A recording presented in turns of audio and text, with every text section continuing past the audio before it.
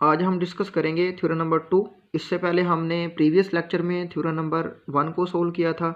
तो अगर आपने थ्योरम नंबर 1 को सोल्व नहीं किया तो सबसे पहले आपने उसको सोल्व करना है, क्योंकि उसी ही की बेस पे हम थ्योरम नंबर 2 को सोल्व करेंगे। ठीक है, तो थ्योरम नंबर 2 जो है वो हमारे पास वो हमें ये कह रहा है कि ज़ाविये जो एक ही कतई दायरा में वाक़े हों बाहम बराबर होते हैं। ठीक है, तो ये हमारे पास एक दायरा है। ठीक है, इसके अंदर दो ज़ाविये हैं। ठीक है, उसने ज़ाविया नहीं लिखा, क्या लिखा हुआ है? ज़ाविये। ठीक है, तो सबसे पहले हम एक दायरा लगाएंगे, उसके बाद हम ए सी बी और ए डी बी ये दो हम ज़ाविये बनाएंगे। ठीक है, तो हम ये प्रूव करेंगे कि ये दोनों ज़ाविये क्या हैं भी, आपस में क्या हैं भी, बराबर हैं। ठीक है, तो ये चीज़ हमने क्या करनी है भी, प्रूव करनी है। तो मालूम में हम क्या लिखेंगे कि ओ मरकज़ वाले दायरे में ए सी बी और ए डी बी महसूर ज़ाविये हैं। ये हमारे पास एक दायरा है और ए सी बी और ए डी बी हमारे पास क्या है अभी, महसूर ज़ाविये हैं। महसूर ज़ाविये कौन से होते हैं? वो ज़ाविये जो दायरे के अंदर वाक़े हों। ठीक है, ये हमारे पास दायरा है, इसके अंदर जो भी ज़ाविया होगा वह महसूर ज़ाविया होगा। ये आपने माइंड में रखना है। ये डेफिनेशन पेपर में भी आ सकती है कि महसूर ज़ाविये कौन से होते हैं। तो आप ये लिखेंगे कि दायरे के अंदर जो भी ज़ाविये होंगे वो महसूर ज़ाविये होंगे। ठीक है, यानी कि ये दायरा है ना, ये बाउंड्री है हमारे पास, इसके अंदर अंदर जो भी ज़ाविया होगा वो महसूर ज़ाविया होगा। तो मतलूब क्या है, जो चीज़ हमने साबित करनी है कि ए सी बी ये बराबर है ए डी बी के। ये ए सी बी ये एक ज़ाविया बना और ए डी बी ये हमारे पास एक ज़ाविया बना। ठीक है, ये हमने प्रूव करना है कि ए सी बी और ए डी बी क्या है भी, बराबर है। ठीक है, तो उसके बाद आता है भी अमल। अमल में हम क्या लिखेंगे? नुक्ता ओ को ए और बी से मिलाएं। ये यहाँ पे मिलाएं लिखा है, आपने पेपर में लिखना है मिलाया, क्योंकि आप पेपर में अमल कर रहे होंगे, ये हमें सिखा रहा है। पेपर में हम ये लिखेंगे कि नुक्ता ए को ओ से और ओ को बी से हमने मिला दिया। ठीक है, तो इस तरह कोस ए बी से बनने वाला मरकज़ी ज़ाविया, ये ए बी हमारे पास एक कोस बनी है। ठीक है, तो मरकज़ी ज़ाविया ए ओ बी है, ए ओ बी है। तो कोस की डेफिनेशन जो थ्योरम नंबर 1 है उसमें मैंने बहुत डिटेल से बताई थी।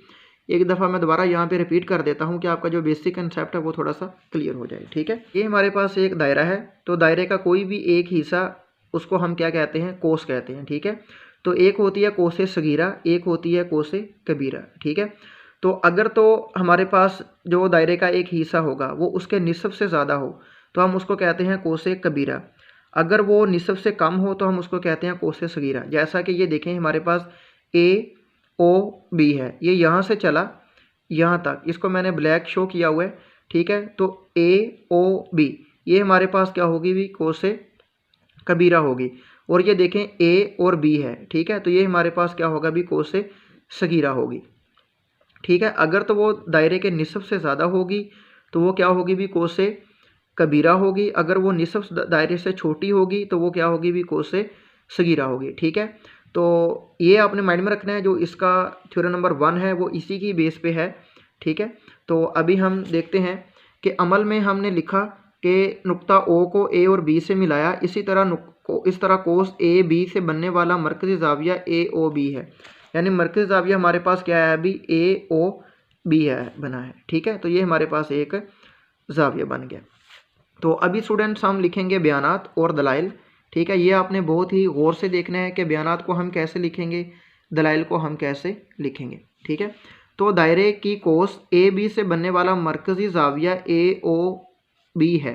ठीक है, तो ये हमारे पास दायरा है, तो इसका मरकज़ी ज़ाविया हमारे पास क्या है भी, ए ओ बी है। ये हमारे पास क्या है भी, अमल में है। बयानात में हम ये लिखेंगे कि हमारे पास ए ओ बी एक ज़ाविया बना है और ये क्या कैसे बना है, दलाइल क्या है भी इसका, यानी कि रीज़न क्या है वो हमारे पास है भी, अमल है। ठीक है, तो अमल में हमने ये किया है कि हमारे पास ए ओ बी एक ज़ाविया बना है। अभी देखें, ए सी बी और ए डी बी ये महसूर ज़ाविये हैं। ये हमें इबारत में बताया हुआ है, यानी कि मालूम में है कि ए सी बी और ए डी बी महसूर ज़ाविये हैं। महसूर ज़ाविये क्या होते हैं मैं ऑलरेडी बता चुका हूँ कि उसने हमें ये बताया है कि ये दो ज़ाविये हैं ना, ये क्या हैं, दायरे के अंदर हैं। तो दायरे के अंदर होने का मतलब ये है कि ये दोनों क्या हैं, महसूर ज़ाविये हैं। यानी कि जो हमारे पास दो ज़ाविये बने हैं ना, ए सी बी और ए डी बी, ये क्या हैं भी, महसूर ज़ाविये हैं। ठीक है, तो इसलिए मसला 1 की रूह से, ठीक है, जो हमने थ्योरम नंबर 1 को हमने डिस्कस किया था,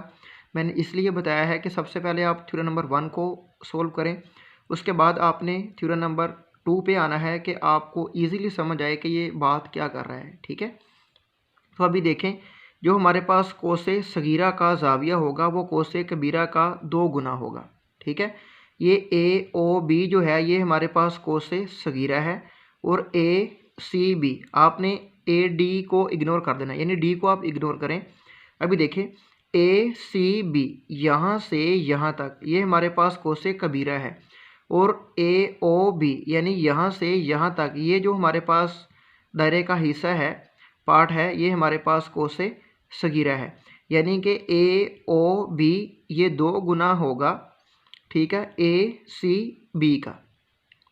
ठीक हो गया, ये मसला 1 की रूह से वो बात कर रहा है। ठीक है, यानी मसला 1 को वो सामने रखते हुए ये बात वो कह रहा है कि ए ओ बी ये बराबर होगा 2 गुना किसका, ए सी बी का। ये सी को आपने मिड में रखना है, जिस यानी कि पॉइंट पे एंगल या जाविया होता है ना, उसको हम मिड में रखते हैं। ठीक है, तो जैसा कि A C B, A D B, A O B ये हम बार बार लिख रहे हैं, तो ओ को हम बीच में क्यों लिखते हैं, डी को हम क्यों लिखते हैं, सी को क्यों लिखते हैं, क्योंकि वो सी डी ओ पे यानी कि वो जाविया बना रहा है। ठीक है, तो जिस पॉइंट पे वो जाविया बनाएगा उसको हम मिड में लिखेंगे। ठीक है, तो वो हमें ये कहना चाह रहा है कि मसला 1 की रूह से ए सी बी यानी कि जो हमारे पास जाविया है ना, यानी कि ये ए ओ बी जो है ये किसके इक्वल होगा, 2 गुना होगा ए सी बी का।